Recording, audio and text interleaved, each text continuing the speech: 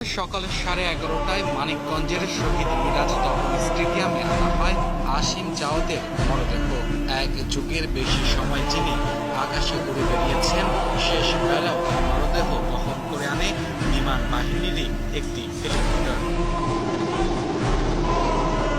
এ সময় তার প্রতি শ্রদ্ধা জানাতে ভিড় করেন হাজারো স্বজন, প্রতিবেশী ও সহকর্মী। পরিবারের লোকজন বলছেন, ছাত্র জীবনে আসিম কখনো দ্বিতীয় হননি। সেই ধারাবাহিকতা ছিল পেশা জীবনেও।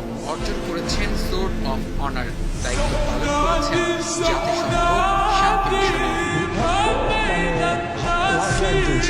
কিছু বলার নেই, আসলে আমার ভাষা নাই কিছু বলার। আসিমকে চির বিদায় জানাতে এসেছিলেন জনপ্রতিনিধি সহ বিমানের বিভিন্ন পর্যায়ের কর্মকর্তারা।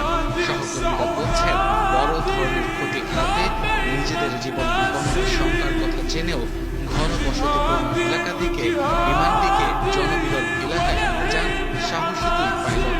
এতে অনেক বড় ধরনের ক্ষতির হাত থেকে বহু মানুষের জীবন রক্ষা করলেও নিজের প্রাণ বাঁচাতে পারেনি আসিম। কোনো লোকালয়ে যেন একটি ক্র্যাশ না করে সেজন্য নিজের জীবনের ঝুঁকি নিয়ে উনি সে চেষ্টাটা করছিলেন।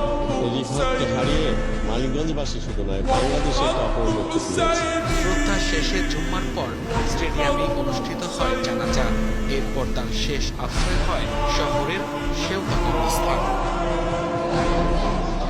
আল্লাহ ওকে বেহেশতে নসিব করুক। আপনারা সবাই ওর জন্য দোয়া করবেন। আসিমের জন্ম 1992 সালের 20 মার্চ। 2007 সালে তিনি সাভার ক্যান্টনমেন্ট পাবলিক স্কুল থেকে এসএসসি এবং 2009 সালে সাভার ক্যান্টনমেন্ট পাবলিক কলেজ থেকে এইচএসসি শেষ করেন। 2010 সালের 10 জানুয়ারি তিনি যোগ দেন বাংলাদেশ বিমান বাহিনীতে। আব্দুল আল মামুন, 71।